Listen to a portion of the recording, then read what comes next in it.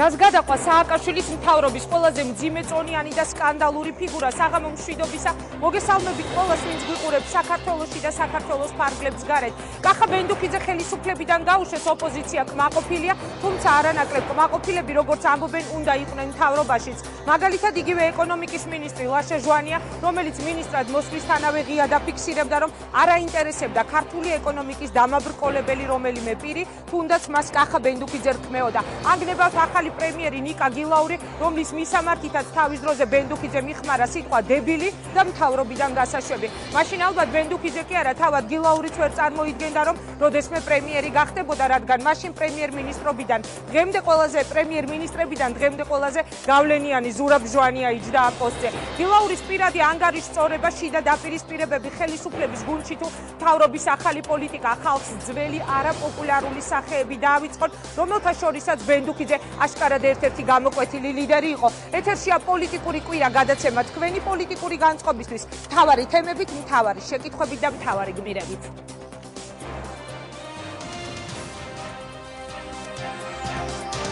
ბენდუქიძე საქართველოს ხელისუფლებაში აღარ იქნება. კაცი, რომელიც სააკაშვილის მთავრობაში ყველაზე სკანდალური ფიგურა და ოპოზიციის თავდასხმის ყველაზე ხშირი ობიექტი იყო. რატომ მოხსნეს თანამდებობიდან და არის თუ არა შანსი ნოღაიდელის ყვალს მიყვეს. უბოშახოს არვაპირებს რომ გაზრდიოდე რაღაცა ისე წერეთელმა დაგვიბარა რომ გამოვიდეს რაღაც და მე რა შეეწირა კახა ბენდუქიძე და რატომ მაინც და მაინც ახლა გაუშვეს თამაშიდან? გავლენიანი ჩინოვნიკის სამთავრობო ეპილოგი დღეს პირველი არხის პირდაპირ ეთერში ზუსტად 20 საათზე ბენდუქიძის ბოლო დღეების სახელმწიფო კანცელარიაში. მე რომ სულ დავაგებულად მელაპარაკა, არავის არაფერი ცუდი არ მეთქვა, არავისთან არ მეჩხუბა, არავინ არ გამენაწყენებდა. აქვე რომ ყოფილიყავი გამხდარი ხერხემიანი ურჩვალება, რომ ცოდნა ფრანგული და არაბული და სხვა ადამიანი იქნებოდა. ხო, მე რაც ვარ ის ვარ.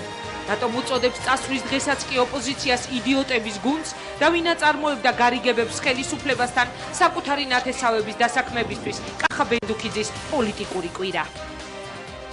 ძველი ახალი მთავრობა და ერთ-ერთი მთავარი კითხვა, რომელიც ომიდან 6 თვის მერე ისევ განსაკუთრებით აქტუალურია, როგორ აპირებს საქართველოს ხელისუფლება შეასრულოს დადებული პირობა და საქართველოს ტერიტორიული მთლიანობა აღადგინოს.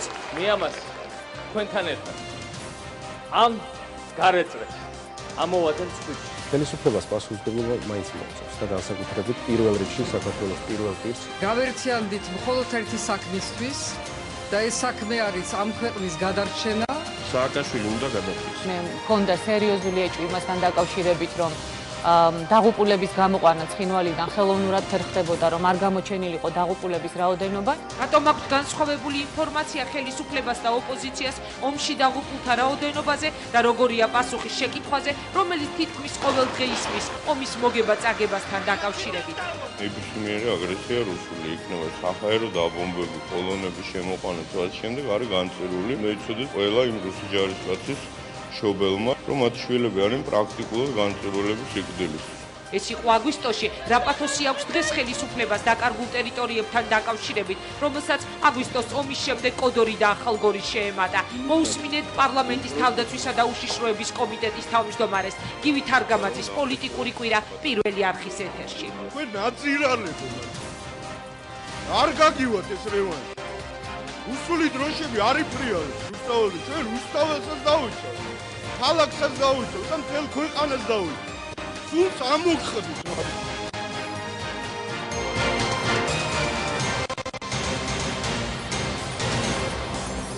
გივი თარგამაძე 2 წუთში შემოვა სტუდიაში, მაშასე იყავით ჩვენთან, ვფიქრობთ გადაცემა ინტერესმოკლებული არ უნდა გამოვიდეს თანამდებობიდან გაშვების შემდეგ. დღეს პირველად მოусმენთ პირდაპირ ეთერში ბენდუქიძეს და მე თქვენთან ერთად შევიტყობ რა ხასიათზეა რევოლუციის შემდგომი ქართული ეკონომიკის იდეოლოგი, ან რას აპირებს მომავალში ბენდუქიძის სამთავრობო ეპილოგი ოდნავ მოგვიანებით. მანამდე კი განცხადება, რომელსაც ომის შედეგად ოსების კონტროლის ქვეშ გადასული ახალგორში მცხოვრები ქართველი მასწავლებელი აკეთებს, მან გუშინ ჩემს პირად ტელეფონზე დარეკა და მთხოვა ხელისუფლებისთვის გადაგვეცა იმ ადამიანების მოსაზრება და საგანგაშო მდგომარეობა, ვინც დღეს ახალგორშია დარჩენილი. საქართველოს ხელისუფლებას მინდა უთხრა, რომ მხოლოდ მაკარონით და ზეთით ვერ შეგვივსებთ მდგომარეობას. ესაა გზავნილი ახალგორიდან თბილისში ჩვენი მიკროფონის მეშვეობით.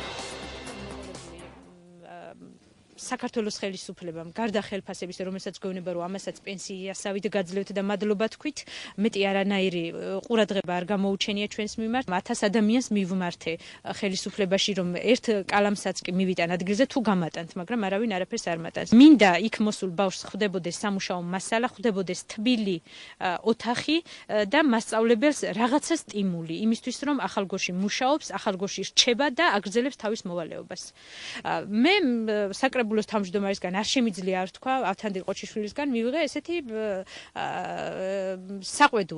საყვედური მივიღე რომ როგორ ჩვენ გვინდა რომ უცხოელებს ვაჩვენოთ რომ ახალგორიდან ხალხი გამორბის და შენ იქ ბავშვებს ამეცადინებ და იქ მასწავლებლებს ამაგრებ ეგრე არ გამოვა. რას თავაზობს საერთოდ საქართველოს ხელისუფლება? დავხურო მე მოქმედი ორგანიზაცია, იმიტომ რომ ესეა თურმე საჭირო არ ვიცი რისთვის და წავიდე დავდგე წეროვანში და ველოდო ვიღაცის წამონაძახს რომ არიქა მე-15 რიგში რიგდება კალოშები და მთელი ხალხი დაირაზმება, არიქა იქით რიგდება მაკარონი და აი ამის მოლოდინით ვიცხოვრო მე წლები. მე ვარ მისული ამ გადაწყვეტილებამდე რომ დავტოვო მე ეს სამსახური გაუსაძლისი პირობების გამო.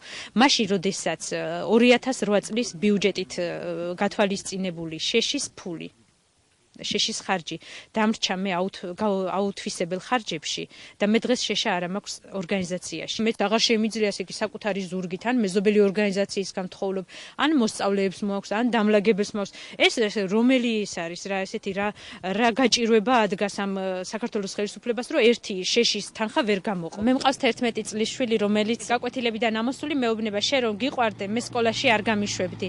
იმიტომ რომ ძალიან ცივა საქართველოს ხელისუფლება ახალგორის სკოლებში და ჩაგვირთეთ გაზი, გაათბეთ ეს ბავშვები. ამ ბავშვებს გაზი კი არ უნდა გამოურთათ. საქართველოს თავრობის ყოველმა წევრმა გულში უნდა ჩაიხუტოს და ისე უნდა გაათბონ. იმ პირობების გამო, რაშიც ისინი სწავლობენ. ძალიან გთხოვთ, დააფასეთ ჩვენი მონდომება. ჩვენც ვიცით, სად არის კარგი საშუალება სწავლის მისაღებად, სად არის საუკეთესო პირობები ჩვენი შვილებისთვის, მაგრამ ჩვენ არჩევანს არ ვაკეთებთ სამშობლოსა და კარგ პირობებს შორის. ჩვენ დღეს ახალგორს აქ ვჭირდებით და არა სხვაგან. ძალიან გთხოვთ, დააფასეთ ჩვენი ეს დარჩენა, ჩვენი ეს გამძლეობა, ჩვენი ეს რისკი, საფრთხის ქვეშ ცხოვრება და მოგვეხმარეთ ყველაფრით, რითიც შეგიძლიათ. მან შესერას უპირებს ხელისუფლება იმ ქართველებს, ვინც აგვისტოს შემდეგ იმ ტერიტორიაზე აღმოჩნდნენ, რომელსაც ომამდე ჩვენ ვაკონტროლებდით, აგვისტოს შემდეგ კი დავკარგეთ. რატომ დავკარგეთ ახალგორი და კოდორი, სოხუმისა და ცხინვალის მსგავსად, რატომ აქვთ განსხვავებული ინფორმაცია დაღუპულთა რაოდენობაზე ხელისუფლებას და ოპოზიციას და როგორ აპირებს სააკაშვილის გუნდი შეასრულოს პრეზიდენტის პირობა, რომელიც მან არჩევნების წინ დადო ქვეყნის გამთლიანებასთან დაკავშირებით. თავდაცვის და უშიშროების კომიტეტის თავმჯდომარეს გივით არგამაძეს წარმოგიდგენთ სტუდიაში. საყოველთაო მშვიდობისა, ძალიან დიდი მადლობა ბატონო გივი, რომ იღებთ მონაწილეობას გადაცემაში. მე გუში, როდესაც დამირეკეს ახალგორიდან მასწავლებელმა, ალბათ მოისმინეთ თქვენ მისი ინტერვიუ. მე მას მივეცი პირობა, რომ ეს ინტერვიუ აუცილებლად გავიდოდა ეთერში და გადაეცემოდა ამ გზით საქართველოს ხელისუფლებას მათი მოსაზრება, რას ნიშნავს, როდესაც საკრებულოს თავმჯდომარე ბედავს და იქ დარჩენილ მართლა გმირებს, ქართველ გმირებს, რომლებიც ბავშვები, მასწავლებლები, ქალები დღემდე იქ არიან, ეუბნება ასეთ რამეს. რა სიტყვის გივით არგამაძე? სიმართლეა, ბუნებრივია, ეს არის ფაქტი, რომელიც მოითხოვს უსწრაფს რეაგირებას, რა თქმა უნდა. სხვა მხრივ მე მინდა ვთქვა და ამით რა თქმა უნდა დავინტერესდები მე და არა მხოლოდ მე და ძალიან სწრაფად გაირკვევა ეს ყველაფერი.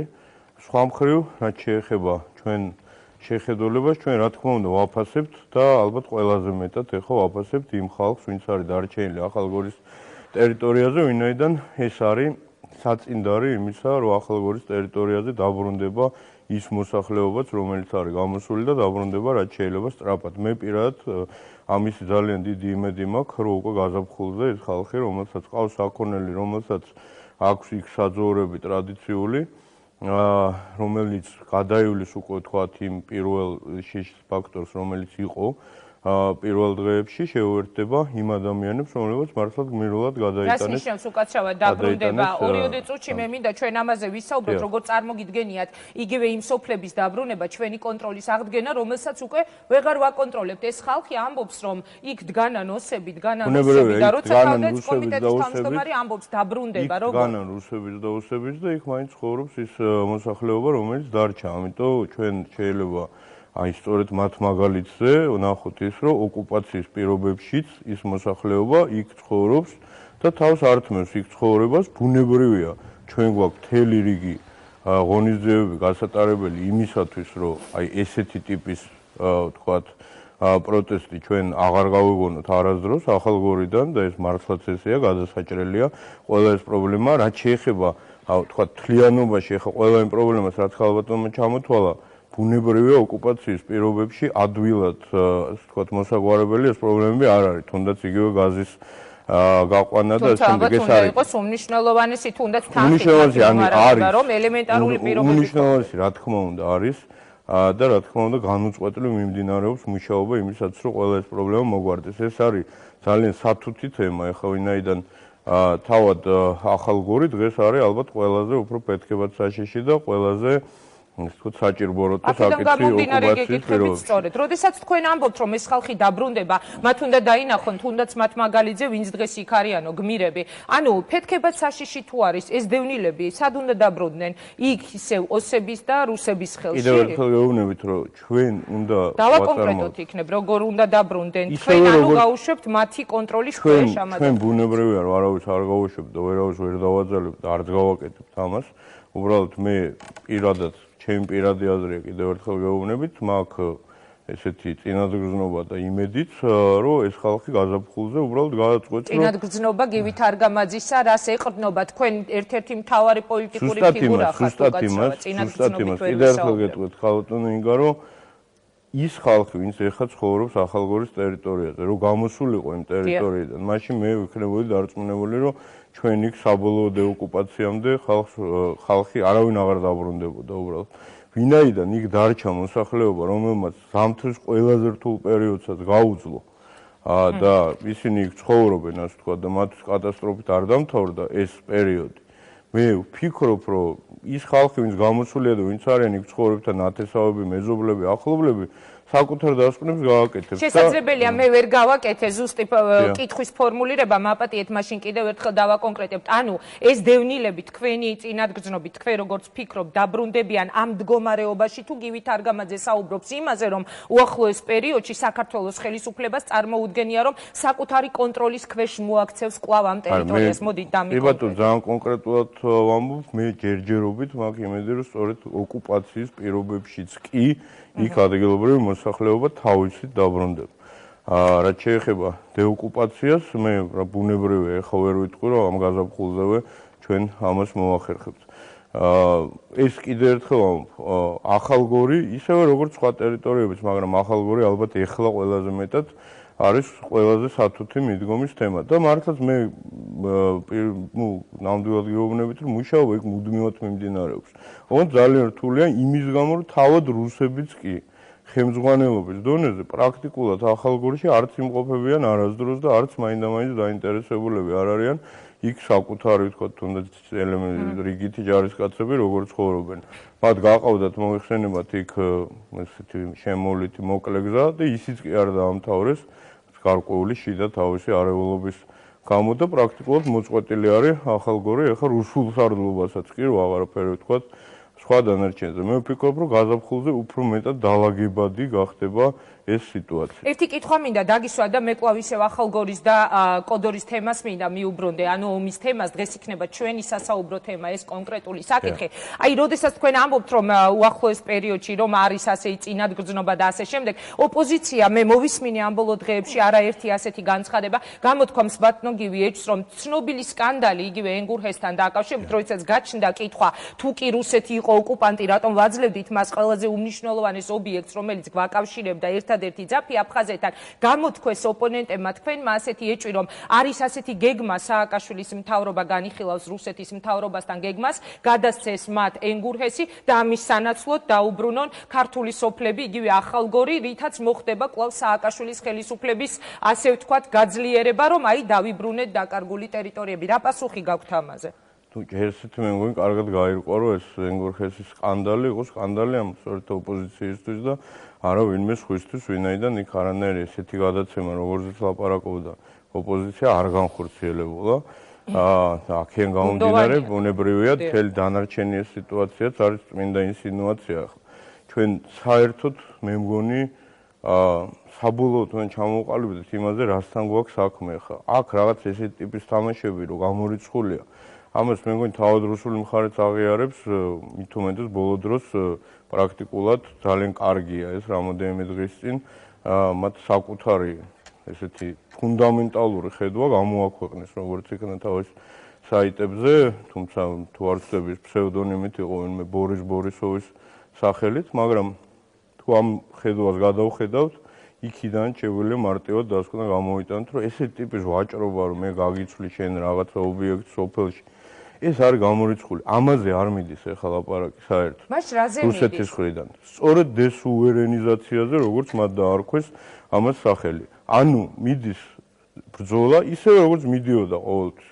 ბრძოლა მიდის საქართველოს სახელმწიფოებრიობის მოსპობაზე და არა იმაზეც კი არ მიდის, რომ თავისი მართვადი ხელისუფალი დასვა ნაგვთქვათ სააკაშვილის საქართველოს სახელმწიფოებრის მოსპობაზე. ეს არის ძალიან მძიმე ამბავი, რომელიც აგვისტოში შეემთხვა საქართველოს, მაგრამ ოპოზიცია საუბრობს იყო ანონსში ჩასმული, რომ სრული პასუხისმგებლობა მაინც ეკისრება თავიდან ბოლომდე ჩვენს ხელისუფლებას, რომელმაც ჩაითრია, უпростоრედ რომელიც ჩაყვა რუსებს აი ამ ომში, რომელმაც ვერ დაიცვა ქვეყანა ომისგან და როდესაც თქვენ ამბობთ, რომ აი როდის ოპოზიციას რა გაახსენდება, როგორ შეაფასებს ინსინუაციები და ასე შემდეგ. ფაქტია, რომ ჩვენს დაკარგულ ტერიტორიებს სოხუმს და ცხინვალს მიემატა ახალგორი და კოდორი, ბატონო გივი. აი მე გისვამთ კონკრეტულ გეგმას. სააკაშვილმა მეორე არჩევნების წინ დადო პირობა, რომ მე გავაერთიანებ საქართველოს. როგორ წარმოგიდგენიათ ამ დაკარგული ტერიტორიების დაბრუნება, იქნებ მითხრათ კონკრეტულად. ძალით თუ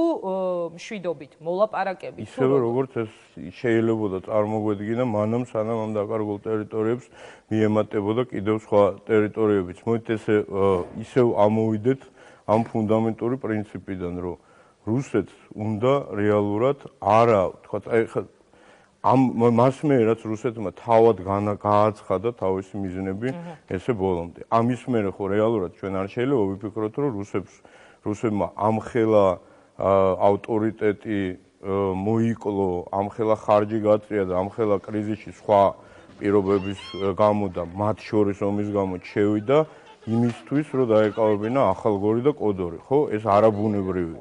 ამიტომ გასაგებია რა მიზანიც ჰქონდა რუსეთს აგვისტოს ომის დროს. მას ჰქონდა სწორედ ეს მიზანი, საქართველოს სახელმწიფოებრიობის მოშლა. ამიტომ არის, როცა ჩვენ ვამბობთ ხოლმე, რომ და რაც ყველა ღიზიანდება, თქვათ ოპოზიციაში, რომ თქვათ ჩვენ ომი წავაგეთ თუ არ წავაგეთ. საერთოდ არასწორი დასმა ის საკითხის, მაგრამ ისმება ასეთი კითხვა, მოვიგეთ თუ წავაგეთ? რაღაცა წავაგეთ, უბრალოდ რაღაცა კი არა, წავაგეთ და ძალიან მტკივნეული რამ წავაგეთ ის, რომ კიდევ ტერიტორიები რუსეთმა მიიმატა და ოკუპაცია ასე ვთქვათ, არის საკმაოდ დიდ ტერიტორიაზე საქართველოსი, მაგრამ მოვიგეთ ის, რომ მოვიგეთ სწორედ ის, რომ საბოლოო მიზანი რუსეთმა ვერ აისრულა და საქართველოს სახელმწიფოებრიობა ვერ მოშალა. და პრაქტიკულად დღეს არის ყველა ნიშანი იმისი, რომ ვერც ერთი მიმართულებით ვერ შეასუსტა ქართული სახელმწიფოებრიობა. აი დავამთავრეთ, ვერ შეასუსტა საქართველოს შიგნიდან. ვერ გამოიწვია შიდა პოლიტიკური რყევა. ესეც არ ყოფილა. და გარდა ამისა, გამოიწვია ეს, რომ თავად დაკარგა ავტორიტეტი და გაიზარდა მხარდაჭერა საქართველოს მიმართ საერთაშორისო. გასაგებია, თუმცა ჩვენ გვაქვს სახეზე. აქ ლაპარაკი იმაზე, რომ ჩვენ თქვათ საბოლოოდ დავმარცხდით. საბოლოოდ ჩვენ დავმარცხდებოდით მაშინ, თუ გამეორდებოდა 1918 წლის სცენარი. რომელიც არ განმეორდა. გეთანხმები, თუმცა მე მინდა შეგახსენოთ კვლავ ვინაიდან აქ არ არის დებატები, მე ვიქნები ერთგვარად თქვენი ოპონენტი, შევეცდები ყოველ შემთხვევაში. მე მინდა შეგახსენოთ ის ბრალდებები, რომელიც გაისმის ოპოზიციის მხრიდან. საქართველოს ხელისუფლებამ ნაბიჯ მიიყვანაო ამ მდგომარეობამდე ქვეყანა. მაგალითად, როდესაც ახალგორში სანაკოებს შეუქმნა ადმინისტრაცია, გემახსოვრებათ ირაკლი ოქროაშვილმა თავის ცნობილ პირველ გამოსვლაში მას უწოდა კომიკური ფიგურა, კომიკური სანაკოები. და ეს ყველაფერი პრაქტიკულად დამთავრდა იმით, რომ სანაკოების ადმინისტრაციის შექმნის შემდეგ უკვე რაღაცა სამთავრდა იმით, რომ ეხა ვინ არის კომიკური ფიგურა, ირაკლი ოქროაშვილი თუ სანაკოები, საზოგადოება ხედავს. მითხარით უკაცრავად. სანაკოები არის. რა მოვიგეთ იმით, რომ იქ შეიქმნა სანაკოების ადმინისტრაცია, სანაკოები არის ლეგიტიმური ხელმძღვანელი ამ ადმინისტრაციული წარმონაქმნისა, რომელიც არის ოკუპაციის გამო გამოძევებული ამ ტერიტორიიდან. კომიკურს მე ამაში ვერაფერს ვერ ხედავ ნამდვილად.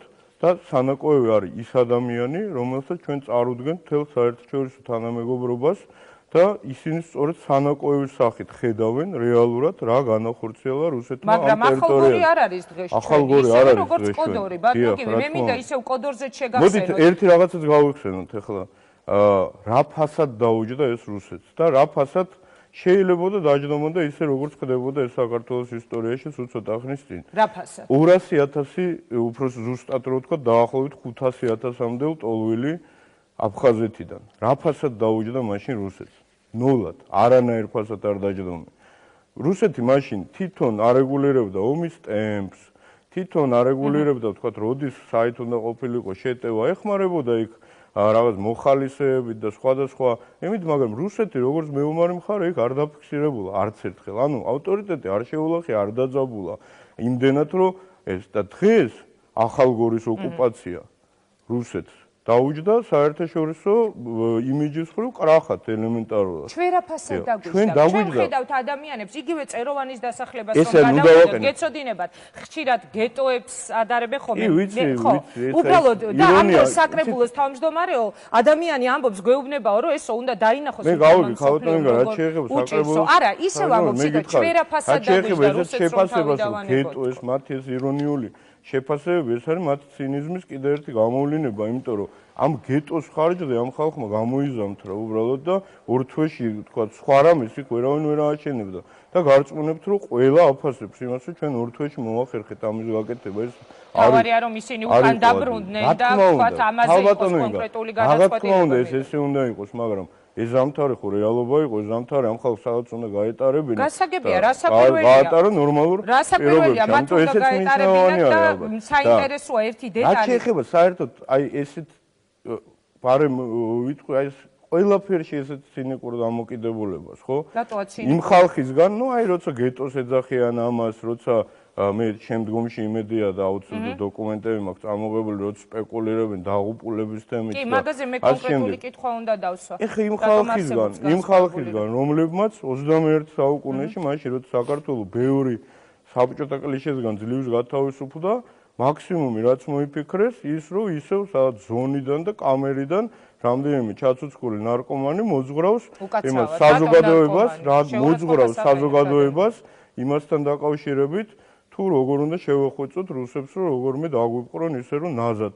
უფრო და ნარკომანი, ბატონგივი. ვინც არის ისეთი საზოგადოება, მათ უკვე არავიშოს გაღიზიანდი. განცხადებას აკეთებს. გაღიზიანდი. პოლიტიკოსი მას ალბათ მოსთხოვენ, რომ პასუხი გასცეს. ბატონო, არ არის პრობლემა, მოითხოვონ პასუხი და ეჯიბრებიან ერთმანეთს უბრალოდ უზრდელობაში, ქალაჩუნობაში, იმიტომ რომ ის თემები, რაც ეს ხალხი ბოლო დროს ტრადიციულად საუბრობს, მეტი არაფერი არ არის, უბრალოდ პირადი რაღაც შეხვედრების სცენების მოყოლა და ასე შემდეგ კიდევ ბევრი თემა, რომელზეც იქ საუბრობენ და ლაჩრობაში თუ როგორ ვის უფრო მეტად ეშინია რუსეთის და აი ამ საუბრებით უკვე ნელ-ნელა მივიდა იქამდე რომ იმდენად ღრმად არიან რუსებთან შესული ისინი? ხო, რომ აი კამერაში ფეხებიღა ჩანს უკვე მარტო და ბატონგივი საქართველოს ხელისუფლებას ერთი ასეთი რამ თვისება, მოდით ასე ვიტყვი, წეღანაც იყო ანონში თქვენ აძირლებო გივით არგამაძის ცნობილი განცხადება.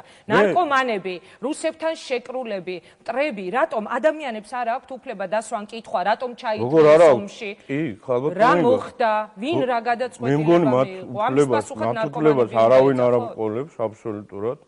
და მათ აქვთ აბსოლუტურად ღიად ეს უფლება და იყენებენ მას ყოველდღიურად და როგორც მათ აქვთ შეფასების უფლება, ისევე მაქვს მე სხვა ადამიანი ვარ.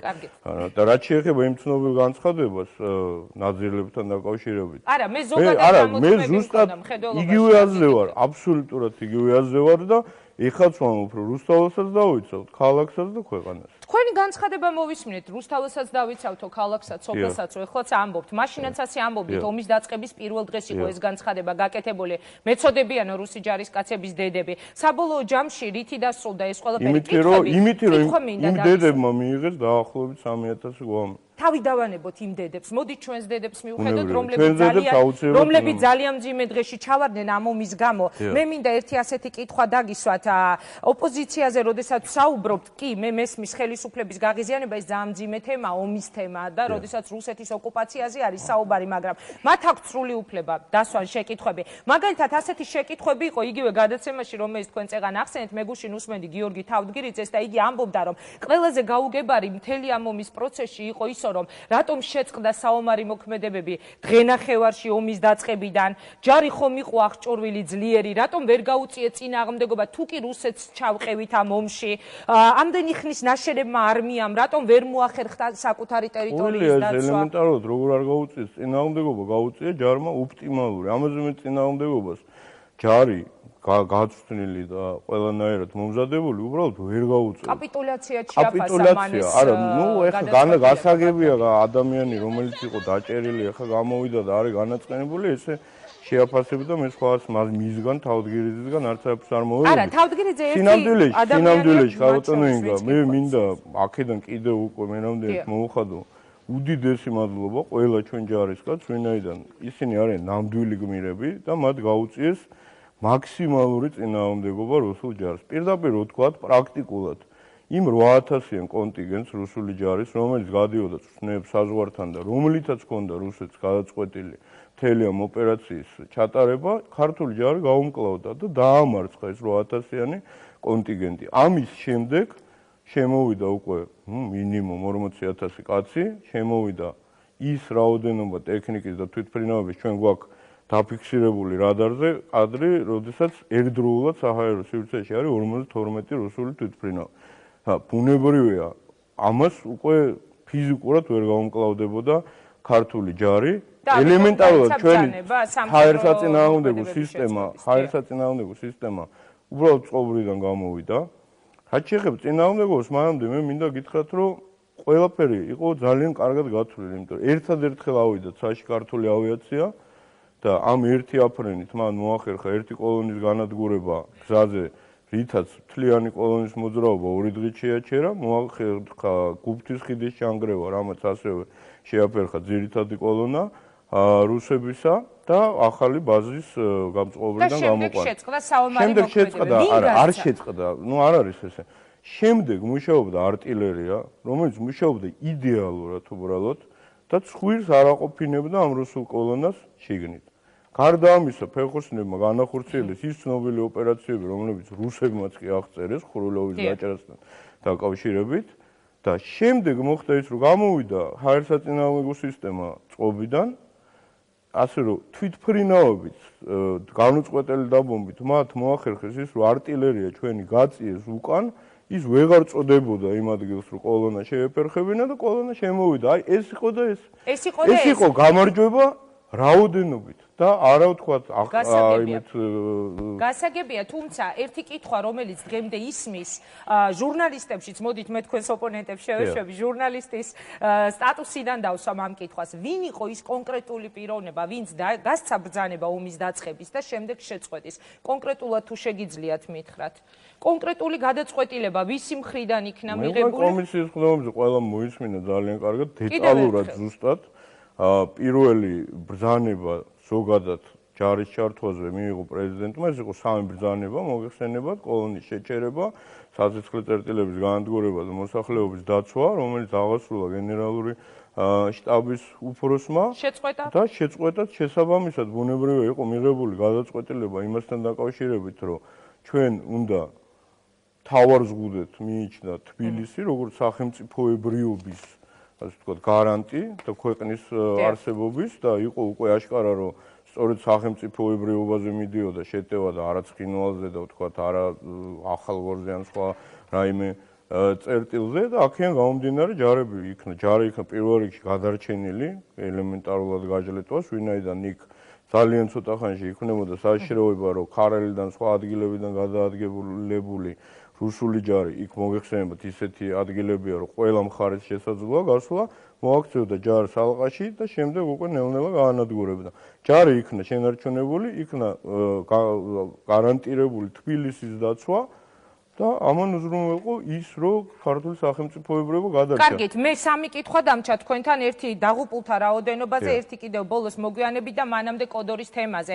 ერთი ასეთი კიდევ ბრალდება, რომელიც გაისმის, მე გისვამთ ამ კითხვებს, იმიტომ რომ თქვენ ბრძანდებით თავდაცვის კომიტეტის თავმჯდომარე, რომელიც გაისმის დაკარგულ ტერიტორიებთან, აგვისტოში დაკარგულ ტერიტორიებთან მიმართებაში არის კოდორის თემა.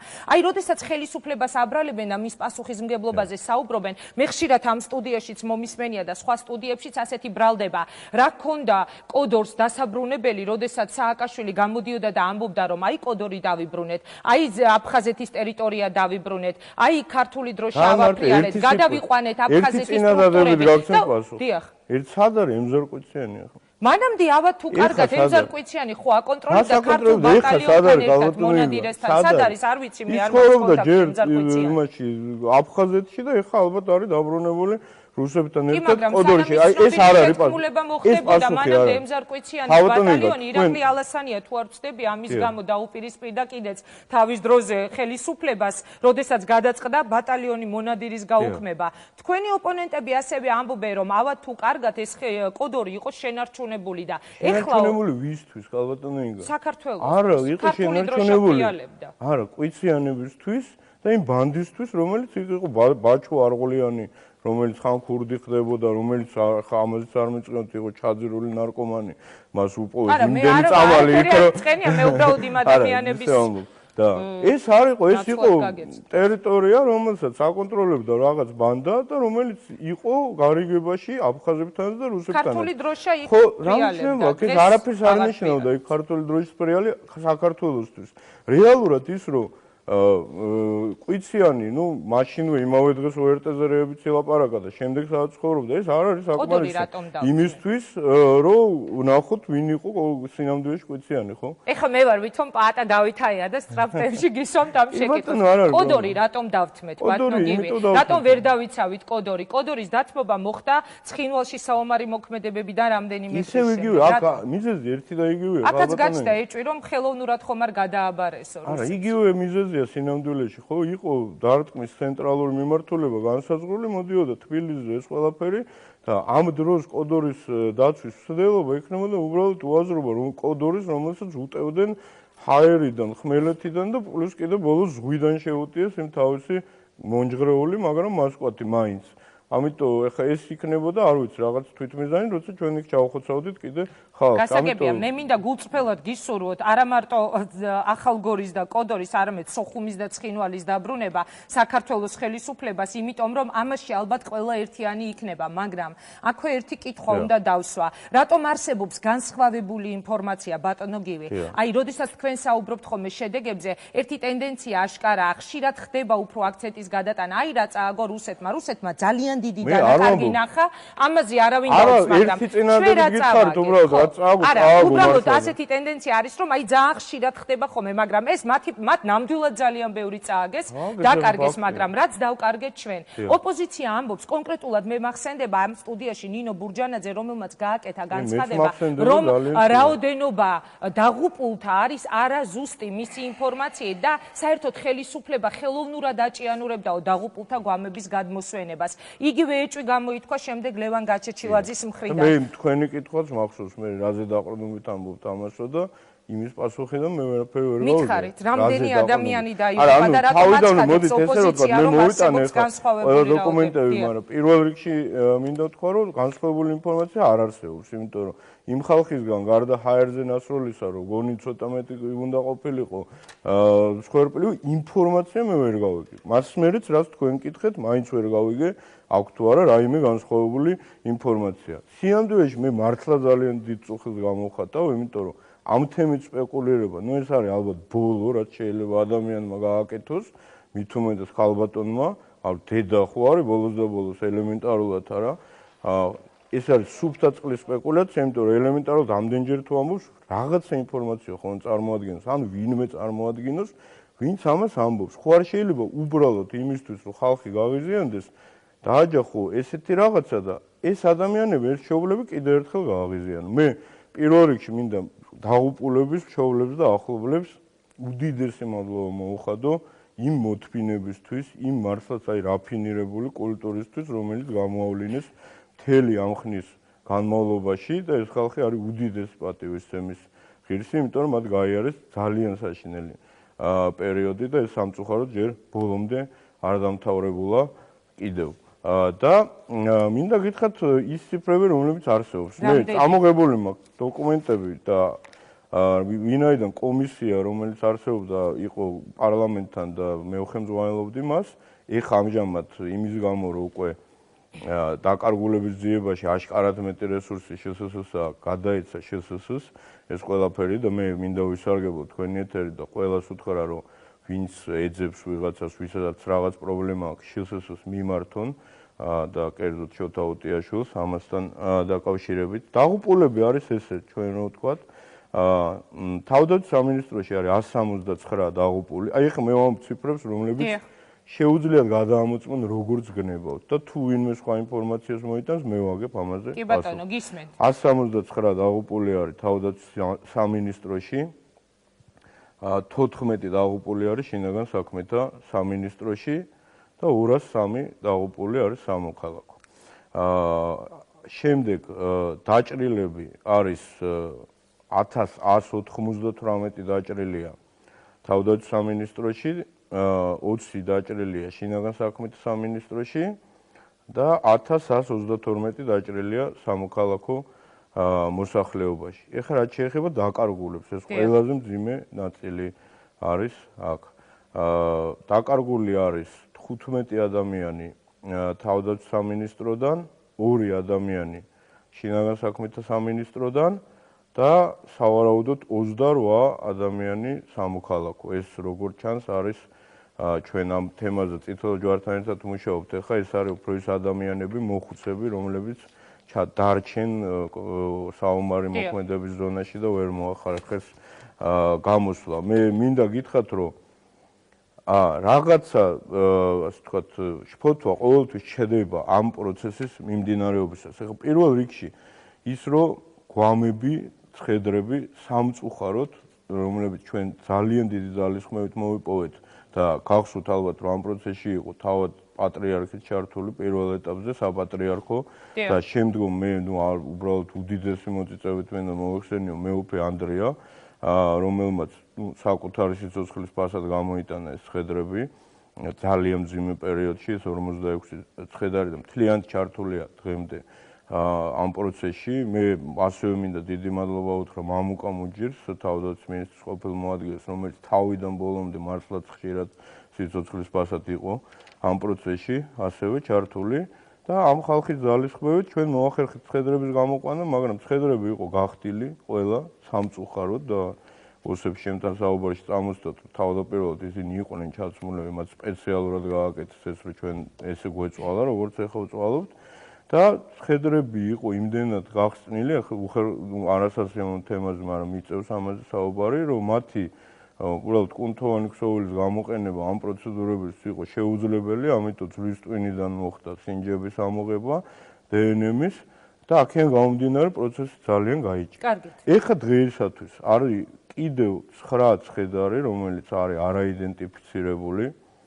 მაგრამ მათზე ხელმეორედ განხორციელდება კიდევ ეს პროცედურა, მაგრამ როგორც ჩანს, ეს ცხედრები არ უნდა იყოს იდენტიფიცირებადი ჩვენ მხარეს, ამიტომ ჩვენ მათ დნმ-ის სინჯებს ვაძლევთ რუსებს იმისათვის, რომ ნახონ ხო არ არის ეს მათი ცხედრები. ჩვენ სხვის ცხედრები არ გვჭირდება. და უბრალოდ რამდენიმე გვარი მინდა გითხრათ, რაც ასე ვთქვათ, არის ხოლმე, აი, რამდენიმე თემა იყო ხალატოინგა, როდესაც გამოჩნდა ძველ კადრებს იმეორებენ ხშირად სხვადასხვა არხები, სადაც რუსული ტელევიზიის ეთერში იყო ნაჩვენები ჩვენი ტყვეები.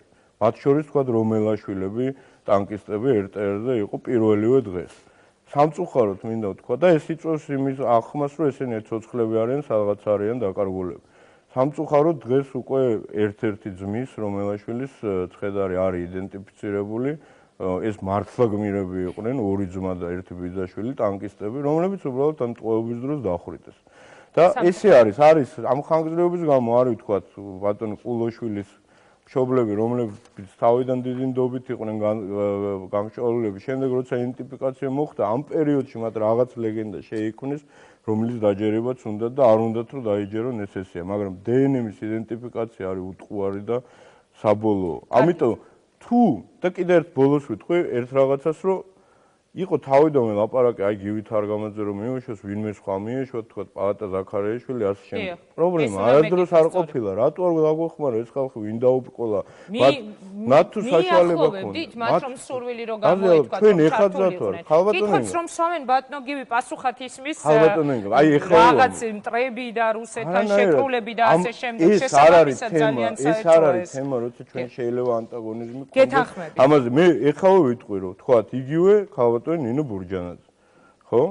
რომელსაც აქვს შვენიერი კავშირები იგივე რუსებთან, თქვა, ყავს მამა ბატონიანზორი, ყავს მეუღლე, დაგვეხმაროს და მოგვიძებნოს და 15 კაცს ვეძებ, 17 ადამიანს ვეძებ. შვენიერი კავშირები რუსეთთან ყავს მამა ანზორ ბურჯანაძე. აი ამ მოძიების პროცესში, ბატონინგა, 3 რუსი გენერალი ერთი კვირა მეკითხებოდა კაკოი რეიტინგუ ნინო ანზოროვნი და რას ამბობთ ამით რომ ნინო ბურჯანაძე რუსებთანაა შეკრული? იმ ხალხმა წესი დაარიცის საერთოდ რეიტინგი რას ნიშნავს და რა ვიცი, არ ვიცი ვერ. თქვენი მინიშნება ამაზე იყო ბატონო? არა, ჩემი მინიშნება იყო იმაზე, რომ ჩვენ მივიღებთ ნებისმიერ დახმარებას ამ ხალხის მოძიებაში. ჩვენ ვეძებთ 15 კაცს სამხედროს, 2 შინაგან საქმეთა სამინისტროს წარმომადგენელს და 28 სამოქალაქო დაკარგულს. ნებისმიერი ადამიანისგან მივიღებთ დახმარებას და ვიქნებით ძალიან მადლობელი. კახა ბენდუქიძე უკვე სტუდიაში შემოვიდა, მე ვხედა უნდა დაგემშვიდობოთ ბატონო გივი და ერთი რაღაც უნდა დავამატო. აუცილებლად ხალხო ინგა მომენტი საშუალება მე დამსახურებული თქვენი სტუმარი ვარ და ერთი რაღაც მათქმეინეთ. ეს ძალიან მნიშვნელოვანია. 60 ოჯახმა დაღუპულებიდან მოითხოვა, ასე ვთქვათ, სამსახურში დახმარება. მათგან ნაწილი დასაქმდა კერძო სტრუქტურებში, რაც ყველაზე მნიშვნელოვანია, 32 ოჯახის წარმომადგენელი დასაქმდა ისევ ჯარში და აქედან 12 არის გარდაცვლილების ღვიძლი ძმები. და კონტრაქტზე ეხლა პირველ დღეს მოვიდა 800 კაცი. ამიტომ ჩვენ შევინარჩუნეთ არა მხოლოდ ჯარი, არამედ მებრძოლის სულით. ძალიან დიდი მადლობა. ერთი ისტორიით მინდა თქვენთან საუბარი დავამთავრო, მე არ დავასახელებ მის ვინაობას, თქვენი უმრავლესობის ყოფილი წევრი იყო. მან მომიყვა ერთხელ მიხეილ სააკაშვილმა დაგვიბარა კანცელარიაში. ეს იყო ჯერ კიდევ მაშინ, როცა ნაციონალური მოძრაობა დაუშლელი და ერთიანი იყო. და იყო დარბაზი ჩაბნელებულიო. უეცრად ვერ მივხვდით რა ხდებოდა, უმრავლესობის ხდომა იყო, აქეთ იჯდა მაია ნადირაძე, იქით ნინო ბურჯანაძე და ველით პრეზიდენტს. ამ დროს შემოდის პრეზიდენტი და უცბად მიდის მონიტორზე კლიპი აფხაზეთის შესახებ. ნინი ბადურაშვილის და შემდეგ ამას მოყვა გამარჯობა აფხაზეთო შენი. და მაშინო პათოსი იყო ესეთიო, რომ აი ეს არისო გზა, რითაც ჩვენ უნდა დავიბრუნოთ აფხაზეთიო. რა სიტყვით ამაზე ხომ არ ფიქრობთ, რომ ეს იყო მართლაც აი რაღაც ისეთი უცნაური პოლიტიკა, რომელსაც ატარებდა საქართველოს ხელისუფლება, პიარ აქციები, კლიპებით დაბრუნებული ტერიტორიები და სინამდვილეში სახეზე მივიღეთ დაკარგული ტერიტორიები. მე ვფიქრობ, ამ კლიპს უნდა თავისი დანიშნულება ძალიან მარტივი. იყო ასეთი ფაქტი? ყოფილიყო, სული ყოფილიყო იმის მოლოდინი, რომ ამისთვის, ამ საქმისთვის ყველას უნდა გაეკეთებინო ყველაფერი, რაც შეიძლება. ჩვენ ეხლაც ვაკეთებთ ყველაფერს. ხალხო, მთავარი ეხლა რაც არის, აი ხალხს აინტერესებს, ეხლა ყველაზე მეტად არის საფრთხე, არ არის საფრთხე. მთავარი არის ის, რომ რუსეთმა ზუსტად უნდა იცოდეს ფასი იმისი, თქვათ, თუ რა შემდგომი ნაბიჯები აქვს დაგეგმილი. დღეს ფასი იმდენად დიდია, რომ მე დარწმუნებული ვარ, რომ რუსეთისთვის ფართომასშტაბიანი სამხედრო შეტევა საქართველოს ხელმეორე დღეს არის გამორიცხული. იმიტომ ეს მას დაუჯდება უბრალოდ განადგურების ფასად, არც ჩვენგან ფიზიკურად კი არ ვამბობ.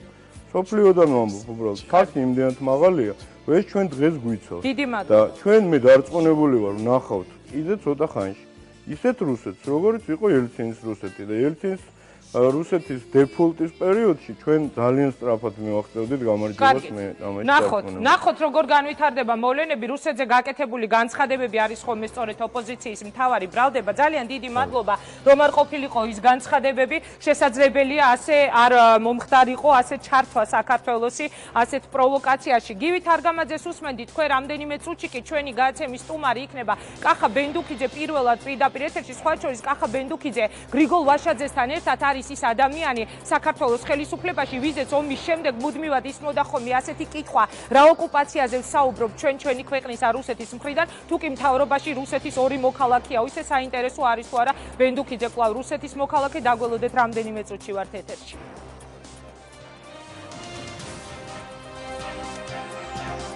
კახა ბენდუქიძე საქართველოს ხელისუფლებაში აღარ იქნება. კაცი, რომელიც სააკაშვილის მთავრობაში ყველაზე სკანდალური ფიგურა და ოპოზიციის თავდასხმის ყველაზე ხშირი ობიექტი იყო. რატომ მოხსნეს თანამდებობიდან და არის თუ არა შანსი ნოღაიდელის ყვალს მიყვეს.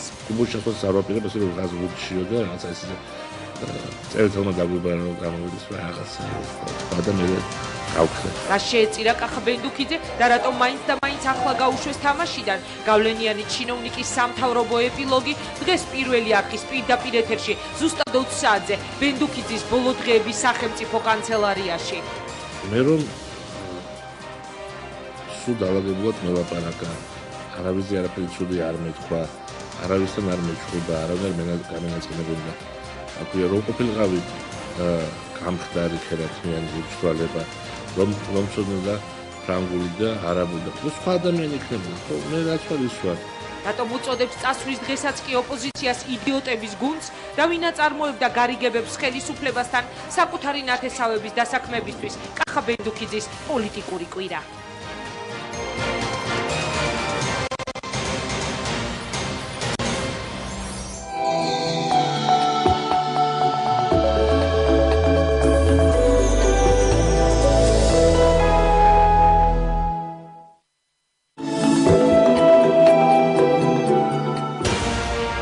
მნიშვნელოვანი მოვლენები, განსხვავებული კომენტარები, საინტერესო სტუმრები და მწვავე დისკუსია პირდაპირ ეთერში.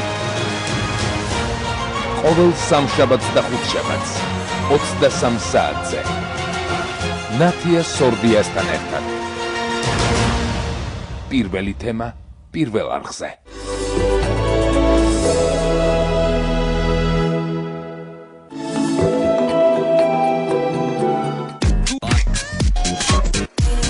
გლამურად ქცეული ჩვეულებრივი სახე და ფეშენ ფოტოგრაფიის საიდუმლო გადაცემაში ცხოვრება მშვენიერია. შემთხვევითი არჩევანი და გარდასახვა ფოტოობიექტივში. ანესტანდარტული გარეგნობა აქვს, ანუ დიგიტალები, ცოცხალი წარბი. ანუ ეს უნდა გამოვიყენოთ ჩვენ. ობიექტივის ფავორიტების უკვე ახსენილი ოცნებები. კამერა მართალია გრძნობს და მე ვფიქრობ ფოტოს, როდესაც იღებ ხო აი ამ ფოტოზე ჩანს შენი შინაგანი სამყარო, შენი შინაგანი განწყობა. კრისი არის კამერის მანიაკი. ობიექტივთან ძალიან კარგი ურთიერთობა მაქვს და ძალიან მიყვარს. მთლიანად შევდივარ და ეს ენერგიის გაცვლა ხდება. და მათი რჩევები ჩვენი პროექტის გმირს. ვიფიქროთ რამე კარგია. დარწმუნებული ვარ, რომ იქნება საოცრება. უჩვეულო ექსპერიმენტი სტუდიაში.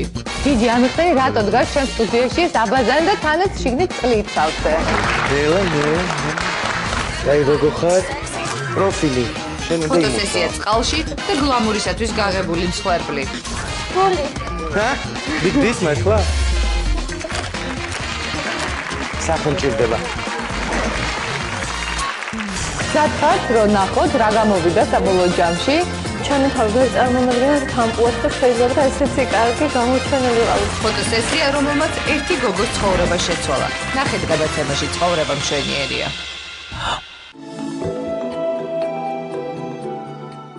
პირველი არხი წარმოგიდგენთ.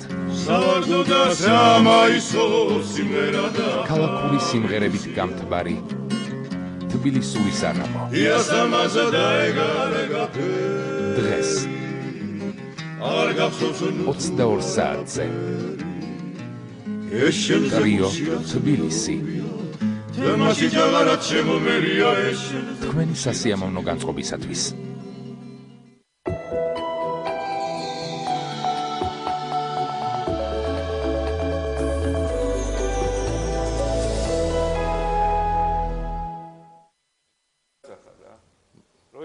პაშონ ბოდიში რა შეხ რატო უნდა მოვიტყო სად არის მან ტყუილი მე ვერ ვხედავ ვთქვათ მე რა მოხდება ენერგეტიკაში და ნუ ალბათ ენერგეტიკის მინისტრი ვერ ხედავს ან დებილი უნდა იყოს ან მართლა ვერ ხედავს ეს ან და გააგდო სამსახურიდან გულაცური გავიკერა განცხადება გააკეთა ეკონომიკის მინისტრს ამჟამად ენერგეტიკის მინისტრის არ ვიცი ის არ რაღაც გააკეთე განცხადება და ვერ გავიგე თუ განმარტა მეც ვერ გავიგე მარტო ძალიან კაი იქნება არ ვიცი რა არის სტრატეგიული ობიექტები მე არ მესმის ეგა და ვერ ამიხსნა ჯერჯერობით ხომ არ ფიქრობთ რომ შევხვდებით წინა რომელი საათია ხალხო თქვენ ქართული იცით აუ მაგვიანდება. არა სხვა კომიტეტში უნდა ვიყო. დაახლოებით 500 მილიონის მიღებას გეგმავს საქართველოსთან. საინტერესო როდემდე უნდა იცხოვროს ქვეყანამ დონორების იმედზე? მე ვთვლი რომ და პრეზიდენტმაც მე მითხრა და პრემიერ-მინისტრს რომ ჩვენ ალბათ ეს ბოლო რაუნდია და 2007 წლიდან როცა ეს სამწლიანი პროგრამა დამთავრდება უნდა ასე ხელი მათხოვრის ხელი უნდა მუშტად გადავასვათ თქვა კმარა ცოტა წესიერ მოიგეთ ხალხო რა მოგივიდეთ გამოდაგრიათ ეს ნაციონალური კაპიტალი ის ხო ეფემერული ცნება არა ნაციონალური კაპიტალი ის ვიღაც ადამიანი ქართველი ადამიანი ხა რატომ დავიცვა ის კაცი თუ იმას არა აქვს მაგის შნორო გამოუშვას იაფი დღესასწაული მაგალითად ხელშემწყობილობაში მთავრობის თუ ბიზნეს დაუბრუნდებლად